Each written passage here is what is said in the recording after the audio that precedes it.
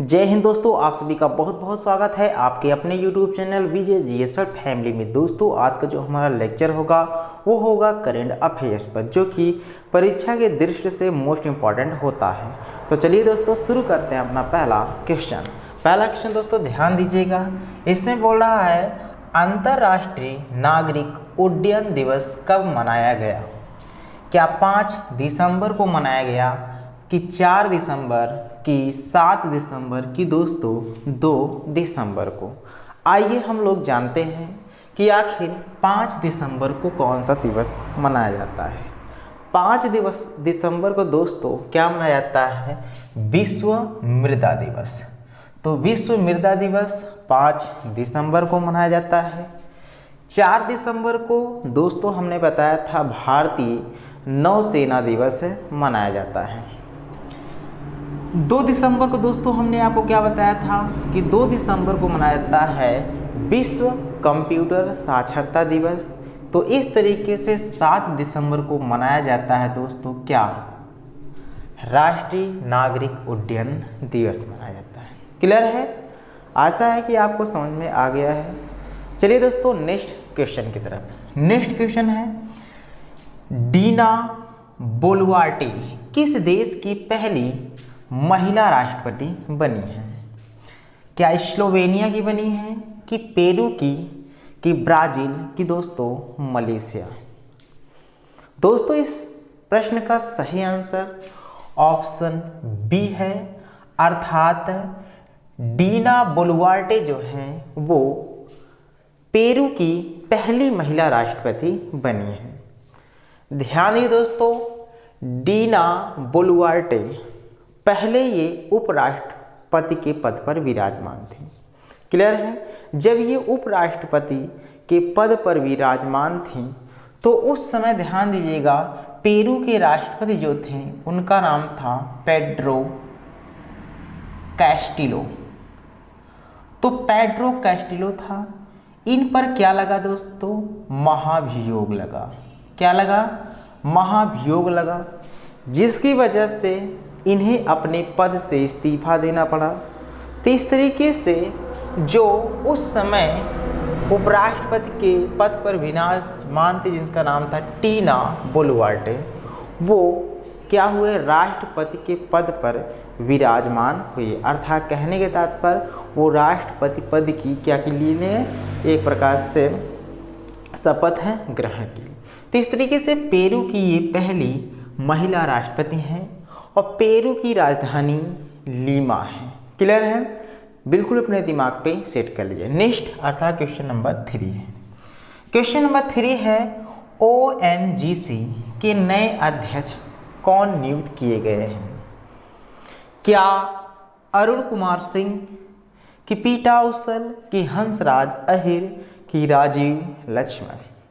दोस्तों ध्यान दीजिएगा, ONGC के नए अध्यक्ष कौन बने हैं? अरुण कुमार सिंह बने हैं। कौन बने हैं दोस्तों? अरुण कुमार सिंह बने हैं।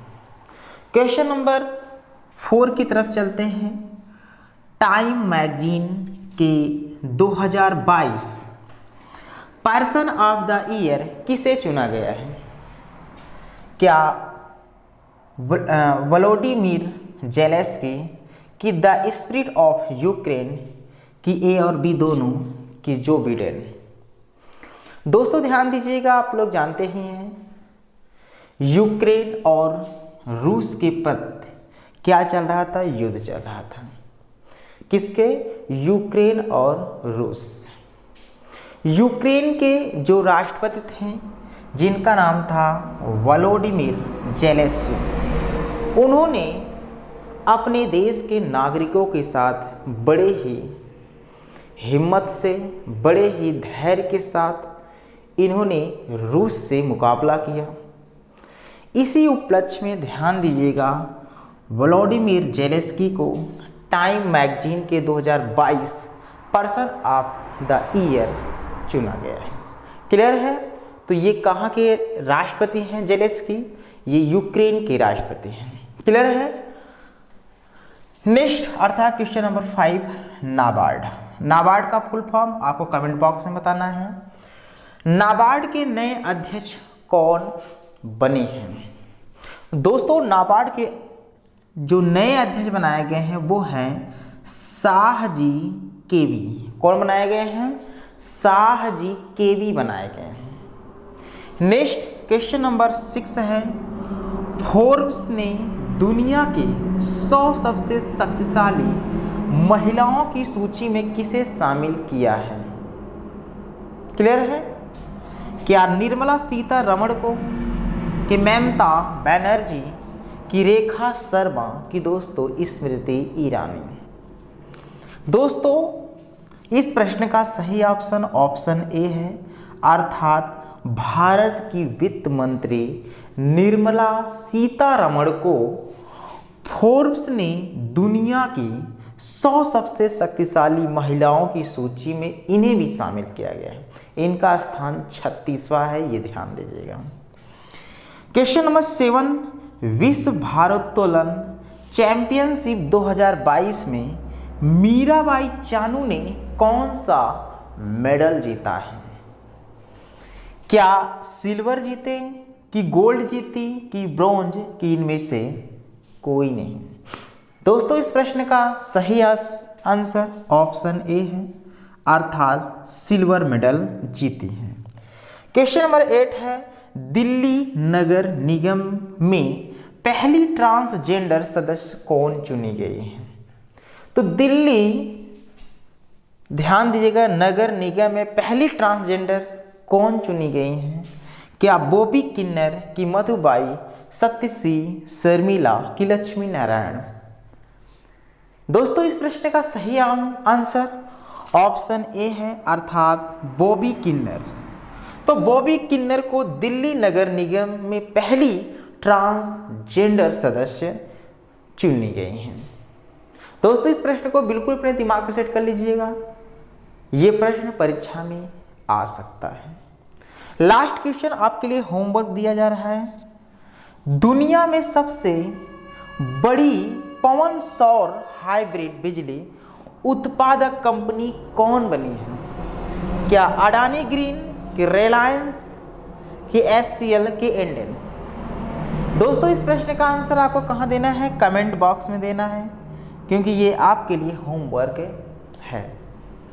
तो इस तरीके से हमने आज करंट अफेयर्स पढ़ा। अब आ गया है हमारा स्टैटिक्स जीके, जिसमें हम चर्चा करेंगे दोस्तों संविधान के 22 भाग। हालांकि वर्तमान समय 25 हो गए हैं, तो हम 25 भाग के बारे में जानेंगे। क्लियर है? तो चलिए दोस्तों अब हम देखते हैं भारतीय संविधान के 25 भाग के बारे में। है 22 लेकिन ये बढ़कर 25 हो गए। क्लियर है? चलिए देखते हैं। चलिए दोस्तों अब हम समझते हैं भारतीय संविधान के 22 भाग। कल हमने आपको बताया था कि भारतीय संविधान में 12 अनुसूचियां और कुल 22 भाग हैं। वर्तमान समय में इनकी संख्या 25 बताई जाती है। तो हम सभी के बारे में जानेंगे। तो चलिए दोस्तों शुरू करते हैं भाग 1। तो चलिए भारतीय संविधान के भाग 1 में क्या है चलिए बताएंगे दोस्तों। क्या है दोस्तों? संघ और उसका राज्य क्षेत्र। तो भाग 1 में क्या है दोस्तों? संघ और उसका राज्य क्षेत्र।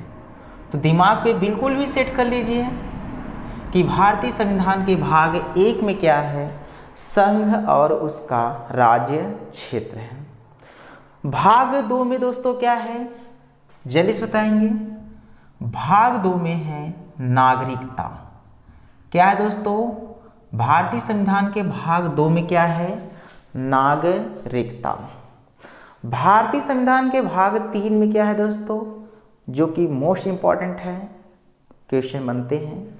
क्या है दोस्तों? मौलिक अधिकार, यानी हमारा फंडामेंटल राइट क्या है, इस चीज के बारे में बताया गया है भारतीय संविधान के भाग 3 में। क्या है? मौलिक अधिकार। 4 में क्या है दोस्तों? जल्दी से बताएंगे। राज्य के नीति निर्देशक सिद्धांत। क्लियर है? क्या है दोस्तों भाग 4 में? राज्य के नीति निर्देशक सिद्धांत। क्लियर है? बिल्कुल भी दिमाग पे सेट कर लीजिए दोस्तों। भाग 4 का काम क्या है जल्दी से बताएंगे? मौलिक कर्तव्य। क्या है दोस्तों? मौलिक कर्तव्य। क्या है? मौलिक कर्तव्य। क्लियर है? आशा है कि आपको समझ में आ गया है। भाग 1 में संघ और उसका राज्य क्षेत्र, भाग 2 में नागरिकता, भाग 3 में मौलिक अधिकार, भाग 4 में राज्य के नीति निर्देशक सिद्धांत और भाग 4 के क में मौलिक कर्तव्य है। भाग 5 में क्या है दोस्तों? संघ सरकार। क्लियर है? और भाग 6 में है राज्य सरकार। क्लियर है? तो भाग 5 में क्या है? संघ अर्थात केंद्र सरकार भी लिख सकते हैं आप, संघ सरकार। भाग 6 में क्या है दोस्तों? राज्य सरकार। क्लियर है? आशा है कि आपको समझ में आ रहा होगा। भाग 7 में क्या है दोस्तों? ये निरसित कर दिया गया, निरस्त कर दिया गया है। तो क्या है दोस्तों? निरसन लिख सकते हैं। क्या लिख सकते हैं दोस्तों? निरसन या निरसित। क्लियर है? तो ये निरसित है। भाग 8 में क्या है दोस्तों? जल्दी से बताएंगे। भारतीय संविधान के भाग 8 में क्या है? संघ राज्य क्षेत्र। आप माइंड में या मन में इसको सोच लिया करो। जब मैं बोलूं भाग 8 में क्या है तो अपने माइंड में आप सोचिए अंदर से कि क्या हो सकता है, क्योंकि आप पढ़े हैं, ऐसा तो है नहीं पहली बार पढ़ रहे हैं। क्लियर? आपका ये रिवीजन पॉइंट्स हो रहा है। तो भाग 8 में क्या है दोस्तों? जल्दी से अपने मन में सोच लीजिए। संघ राज्य क्षेत्र है। क्लियर है? संघ राज्य क्षेत्र। भाग 9 में क्या है दोस्तों? जल्दी से बताएंगे आप।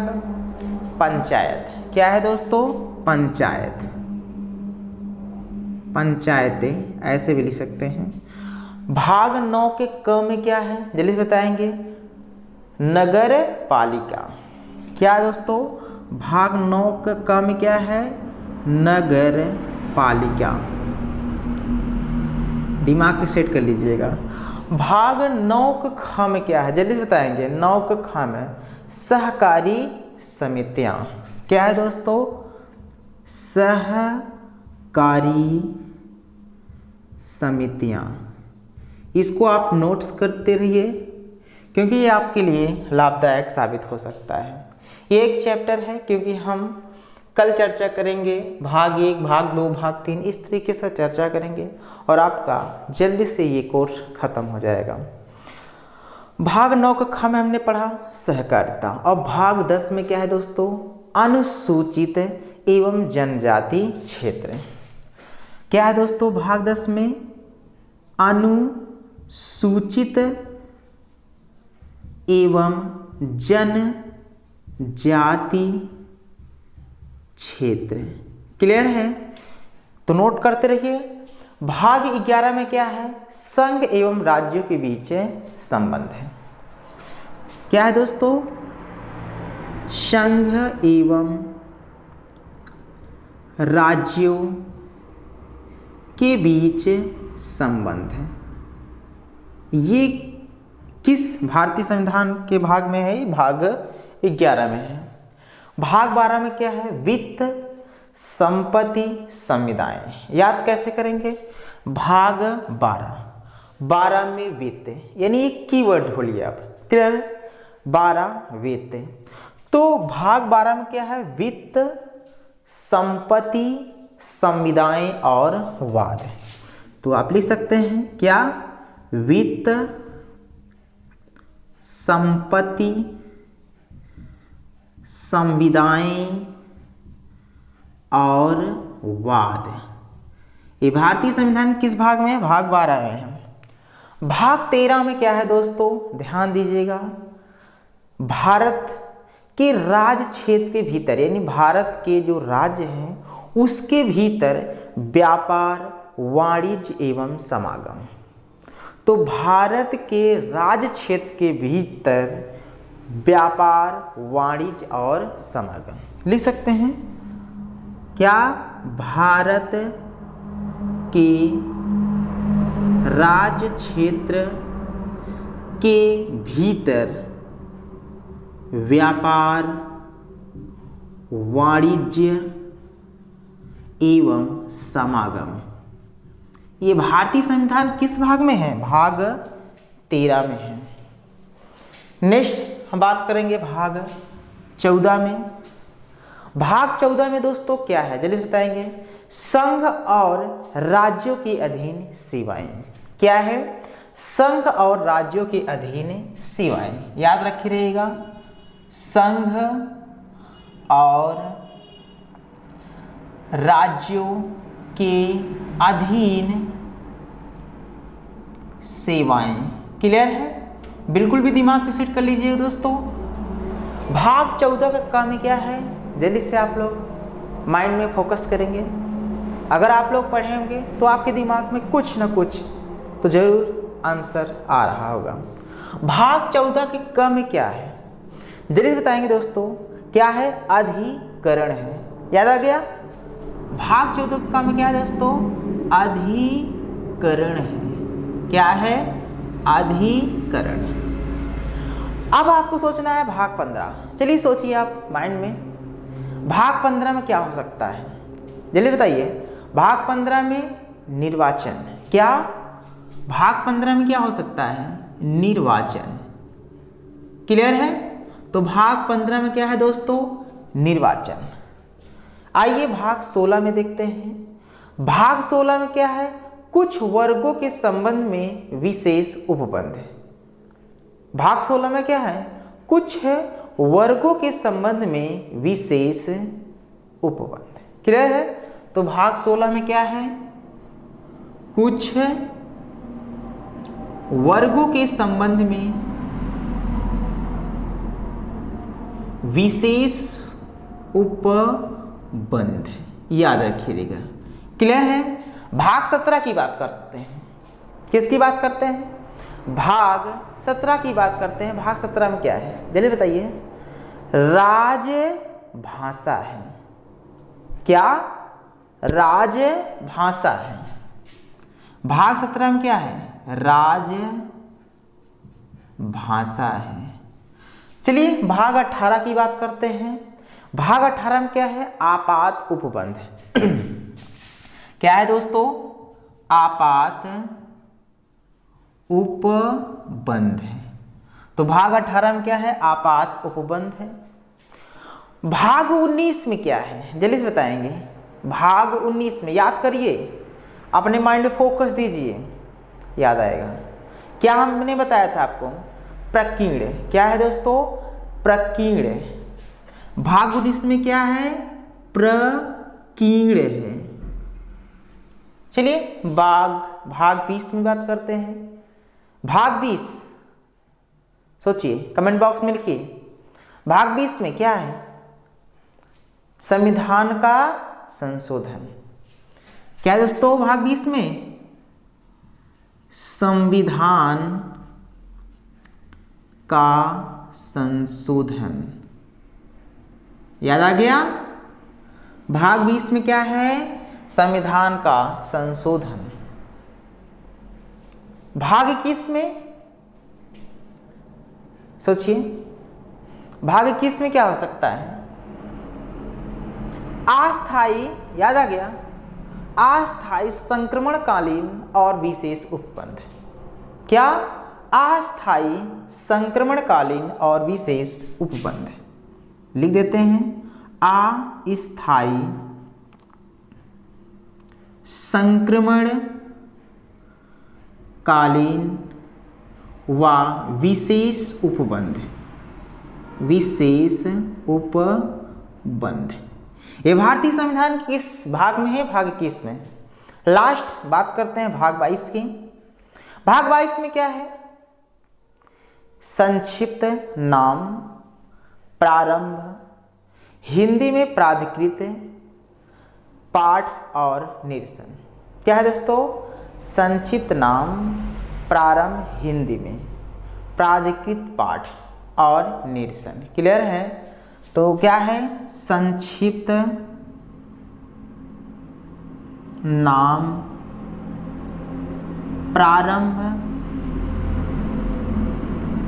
हिंदी में, क्या है? प्रारंभ हिंदी में, प्राधिकृत भाग पाठ और निरसन।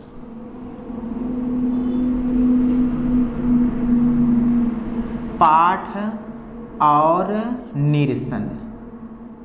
इस तरीके से दोस्तों हमने आज भारतीय संविधान के कुल 22 भाग के बारे में जाना और समझा। दोस्तों इसको अपने कॉपी में उतार लीजिए, क्योंकि ये आपके लिए लाभदायक साबित हो सकता है।